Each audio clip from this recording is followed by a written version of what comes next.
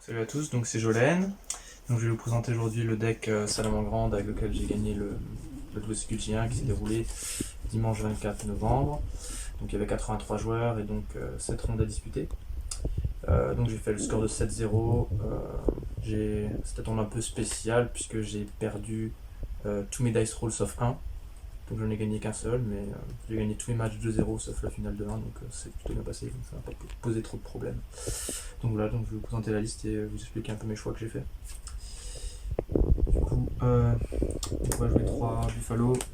Ça c'est le pot de cupidité du deck. Donc dans la méta, il y a chaque deck a à peu près un pot de cupidité. Allure pour Thunder, retourne pour Crust ou Engage pour Skystriker, et du coup ça là, Buffalo qui fait cet taf là.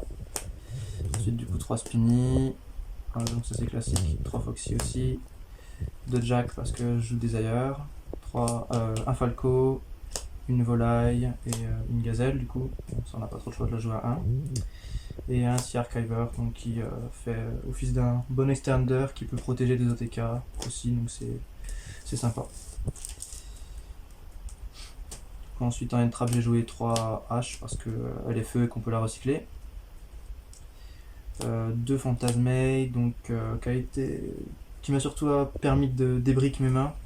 Je l'ai eu aussi beaucoup de fois en main contre des match-up où elle est inutile. Graine Majou, Subterror, donc pour le coup elle n'a pas été très utile dans ce cas-là, mais contre Orcrust elle est très très utile. On l'invoque en général quand il fait sa Mascarena, comme ça Fantasmei va pas être envoyé au cimetière par Dingirsu, et donc ça permet d'avoir une présence sur le board pour le tour d'après. Ensuite j'ai joué 2 Imperm, un Veiler, donc le Veiler parce que j'avais pas de 3ème Impermanence. Et en soi, la utilité que Impermanence n'a pas, c'est que contre des decks OTK comme Graine Majou qui vont jouer des reboots ou des Truned, ça permet de sauver de l'OTK dans tous les cas, sauf si la callback, bon ça reste assez rare. Et je l'ai fait aussi une fois pour m'empêcher de me prendre la Windalok sur le Dingirsu, donc c'était très très très très fort. Et un Nibiru parce que j'avais pas la place d'en mettre en side et je voulais au moins en jouer un pour ne pas non plus sous-estimer le match-up Salamandre. Mais bon, je l'ai touché que contre Subterror, donc autant dire qu'il n'a pas été très utile. Ensuite en magie, donc 3 pots des désirs, donc 2 en ulti, magnifique. Donc ça c'est la meilleure carte du deck, ça m'a permis d'avoir des sorties assez incroyables, en piochant des gazelles, etc. Donc rien à dire. Ensuite 3 Signet Mining, donc ça c'est normal. Que 2 volontés parce que les gens jouent moins Nibiru, donc j'estime qu'en avoir 3 c'est pas nécessaire, ça serait un peu greedy. Mais contre les match-up control, elle est très très forte parce que ça permet de réinvoquer un monstre chaque tour, et dans la plupart des cas, les decks control comme Sutero, etc. peuvent pas passer outre et donc vont finir par perdre au CA. Ensuite 2 super polis qui a été très forte contre Orcrust pour gérer les boards avec 15 Carena.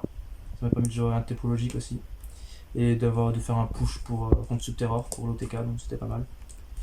Un cercle et un sanctuaire, donc ça c'est normal. Et ensuite un piège de Chak parce que je joue des ailleurs et qu'en avoir en main de départ, ça reste une des deux, ça reste la meilleure open du deck puisqu'on va pouvoir flush l'autre et avoir le board le plus fort que le deck puisse avoir. Ensuite en extra, donc ça les tokens Fenar et les amis et Yusei. Donc 3 Bailings. Je pense sincèrement que je pourrais le passer à 2 parce que j'invoque pas souvent le 3ème.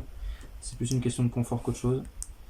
3 Sunlight, 2 Hitleo, donc ça c'est le ratio classique. Ita, Borload, 2 Stalio, 1 Dweller et les 2 targets à Super Poly.